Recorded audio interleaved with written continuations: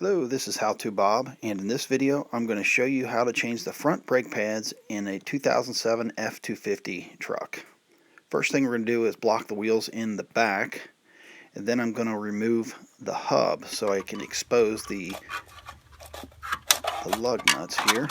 And you can see on each side there's a little tab that you can remove the hub with. So now I'm going to jack my vehicle up. You may want to, if you're going to use a hand lug nut wrench, you may want to loosen them up before you jack it up, but I've got an impact, so I'm going to go ahead and loosen all the nuts, take the tire off, and that'll show me the brakes here. So these are the bolts I'm going to remove. I've got my socket here, only 2 bolts I need to remove, so I get this top one out of here and I'll set that off to the side. Next one is down here, and I'm going to take that one out next. And after I get this one out, you're going to want to have a coat hanger or some kind of wire ready once you go to take this caliper off. It's very heavy and you want to hang it. So I'm going to get this spread apart. You want to put the screwdriver or pry bar in between the brake pad and the disc and just gently pry it apart so that it'll come off. It'll slowly move the pistons inward and give you a little bit of room so you can work it back and forth, and then eventually pull it off like this. Okay, now I'm going to use my wire, my coat hanger here, and I want to hook it so that it doesn't hang on the brake lines and do any damage to it. So I want to make sure I get it tied up just anywhere, and that'll give me some time to work on what I need to. Now I've got a piston pusher here. What this does is it goes in between the caliper and it pushes the piston in. I just keep turning it slowly and it'll eventually push the piston all the way in. The idea here is to get the piston pushed all the way in on both sides. Now I've got one side in. I'm going to use a big set of channel locks and push the other piston in. It goes real slow. Just take your time.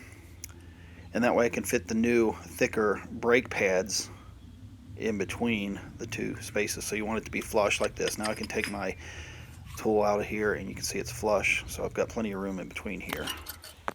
Okay, now I can take out the old brake pads, both the outer, and then I can take out the inner brake pad, and they should just slide out the channel here, and they're pretty well worn. So what I like to do at this point is take a cup brush, a wire brush on my drill, and just the little channels where the brake pads slide back and forth, I like to clean the rust out of those. Just makes it work a lot smoother once we go back in with the new brake pads. And I'll do the outside here just to get knock the rust off, make the channel nice and smooth. And then I'll do the inside as well. And then while I'm getting everything ready, I'll put my disc brake quiet on there, just so it sets up a little bit, and I'll wipe it around so I get a nice even coat along the back of the brake pads. You can do all 4 at this point. And then I'll put the clips on, spring clips. These pull the brakes back off of the rotor when the brakes are not being used. And before I put the brake pads on, I'll use a brake grease and just put a little dab and work it into the channel here where the brake pads slide back and forth, both top and bottom, and outside and inside. Doesn't take a lot, but it'll help the pads slide back and forth. The little tabs will fit right in the channels right here. The clips will stay on the outside, and what they do is push the brakes away from the disc so that when you're not using them, they don't ride on the disc. You can see I've got the inside and the outside in there, and they push back. So I'm going to use some Loctite on my bolts before I put them back on, just a little safety precaution. And then I can disconnect my caliper assembly from the hanger and slide it back over top of my new brake pads. It's going to be a lot tighter fit now. I've got new pads on there and they're a little bit wider. Once I get that lined up, I can go ahead and put my screws back in and make sure I get both of them put in good and tight.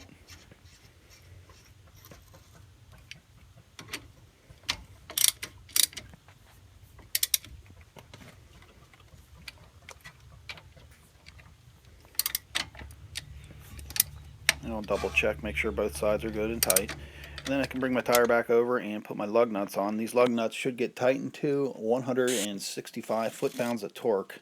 So once I get all done with the impact, I'll go back through with a torque wrench.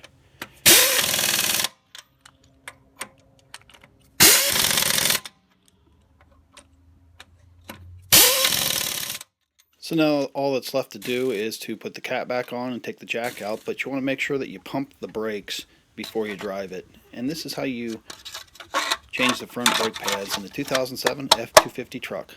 I'm How To Bob. Thanks for watching.